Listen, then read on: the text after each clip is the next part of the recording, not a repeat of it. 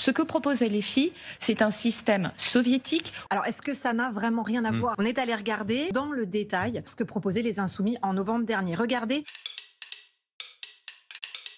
Un mot, s'il vous plaît, des prix planchers à nouveau, puisqu'en novembre, la France Insoumise avait proposé une loi dans laquelle il y avait un certain nombre de choses sur l'encadrement des négociations, sur la transparence pour distributeurs et industriels, et sur des prix planchers.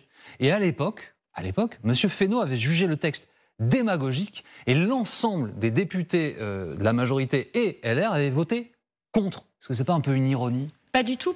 Alors, est-ce que ça n'a vraiment rien à voir avec la proposition de la France Insoumise? Regardez, voici le projet de loi qu'ils ont proposé et on le voit, l'article 1 prévoyait bien, je cite, la fixation annuelle d'un niveau plancher de prix d'achat des matières premières agricoles aux producteurs.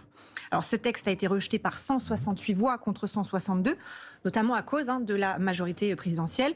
Donc jusqu'ici, on voit bien que c'est une proposition qui semble vraiment très proche de celle du gouvernement actuel. Nous ne parlons pas du tout de la même chose. Ce que propose LFI, c'est un système soviétique où, par arrêté, l'État définirait des prix et définirait des marges des industriels. Fixation annuelle d'un niveau plancher de prix d'achat des matières premières agricoles aux producteurs, c'était l'article 1er. Ça ne fonctionne pas. Olivia Grégoire, la ministre déléguée chargée notamment de la consommation, elle avait dénoncé des mesures rappelant, je cite, Cuba ou carrément l'Union soviétique. D'ailleurs, cette référence utilisée aussi par le ministre de l'Agriculture, Marc Fesneau, c'était encore la semaine dernière, c'est là que la différence semble se jouer. On a l'impression, en effet, que ce qui semble différent, en tout cas entre les deux propositions, finalement, c'est que d'après le gouvernement, LFI proposait de fixer le prix un peu à la soviétique, c'est-à-dire sans concertation.